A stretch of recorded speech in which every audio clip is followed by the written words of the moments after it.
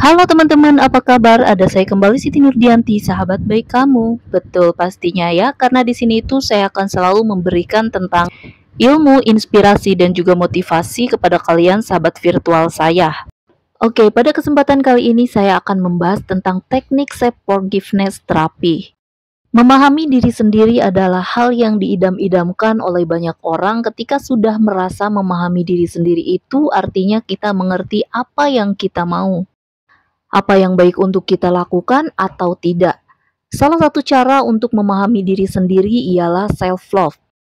Bentuk dari self-love itu bukan hanya memperlakukan diri dengan baik, akan tetapi juga bisa mengolah rasa dan pikiran dengan baik.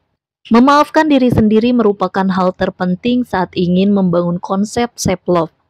Saat mencoba untuk berdamai dengan segala bentuk kesalahan di masa lalu, kita bisa menggunakan teknik self-forgiveness terapi. Bagaimana sih caranya? Dengarkan video ini sampai habis. Ini dia, ada beberapa tata cara untuk melakukan forgiveness terapi. Berikut cara-caranya. Yang pertama, cari ruang yang nyaman minim dari gangguan. Yang kedua, kita bisa melakukan dengan posisi duduk santai di sofa atau bisa juga duduk di pinggiran kasur sebelum tidur. Yang ketiga, berdoa terlebih dahulu sesuai keyakinan kita agar apa yang kita lakukan berhasil. Yang keempat, duduk dengan santai dan pejamkan mata kita.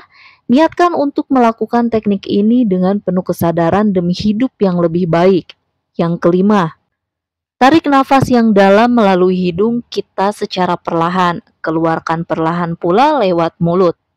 Yang keenam, lakukan pernapasan tadi sambil kita bilang pada diri kita, relax. Lakukan sebanyak 10 hitungan atau sampai kita benar-benar merasa rileks.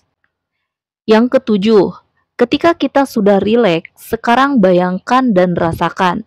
Dan dengarkan pula seolah-olah kita memanggil diri kita sendiri untuk datang ke hadapan kita. Hadirkan ia di hadapan kita, santai saja, nikmati sampai kita merasa benar-benar dia telah hadir. Setelah hadir, lalu kita bilang pada diri kita sendiri, "Wahai diriku, terima kasih atas segala pengorbanan dan usahamu selama ini. Apapun kesalahan yang pernah kamu lakukan sudah aku maafkan. Mari berkembang lebih baik lagi. I love you." Bayangkan ia kemudian tersenyum, lalu kita peluk dia. Lalu izinkan dia untuk kembali pergi. Yang kedelapan, atur kembali nafas selama 3 kali tarikan dan hembuskan nafas yang dalam. Yang kesembilan, masuk ke list orang pertama sama seperti tadi. Bayangkan, rasakan, dengarkan, dan coba hadirkan dia seolah-olah ada di hadapan kita. Katakan kepadanya, "A, nama orang tersebut, maafkan aku. Apapun kesalahan kamu itu sudah terjadi, yang bisa kita lakukan hanya perbaiki. Aku telah memaafkan semuanya." Bayangkan orang tersebut tersenyum, mengangguk lalu pergi. Coret list orang pertama tadi dari kertas daftar kita, kemudian ukur skala intensitas emosi kita dari skala 0 sampai 10. Bandingkan dengan intensitas sebelum kita melakukan ini. Yang ke-10, ulangi langkah nomor 9 hingga semua orang di daftar kita sudah kita coret. Dan yang terakhir, tutup sesinya dengan rasa dan ucapan syukur. Ingat, seperti yang sudah saya jelaskan di atas tadi bahwa kita harus melakukannya rutin setiap hari selama 14-21 hari. Setelah praktek rutin teknik forgiveness terapi selama waktu yang telah ditentukan, kita akan merasakan manfaatnya, seperti ketenangan, fokus yang jauh lebih baik, stres pun berkurang, dan emosi kita ini tidak akan bergejolak semisal ada trigger. Perlu dipahami, melakukan teknik ini juga bukan berarti kita tidak perlu meminta atau memberi maaf di dunia nyatanya.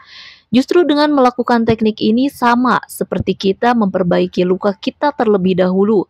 Dengan begitu, kita telah memiliki bekal dan lebih siap untuk melanjutkan perjalanan dengan kondisi yang lebih prima daripada sebelumnya. Memaafkan merupakan cara yang baik di dalam meningkatkan hubungan ataupun di dalam mengurangi stres kamu terhadap pekerjaan atau hal lainnya. Memaafkan merupakan hal yang terdengar mudah, namun sulit untuk dilakukan.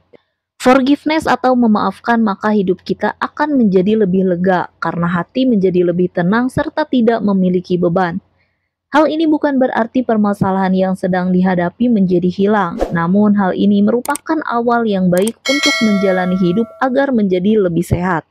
Memaafkan adalah keputusan sadar dan disengaja untuk melepaskan perasaan dendam terhadap seseorang atau kelompok yang telah menyakiti kamu.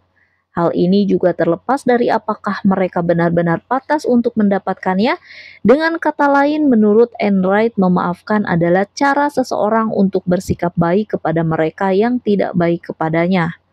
Lebih jauh lagi, yang paling penting adalah mendefinisikan praktek memaafkan dengan baik. Memaafkan bukan berarti menyetujui apa yang mereka lakukan atau membiarkan mereka melakukan sesuai dengan kehendak mereka.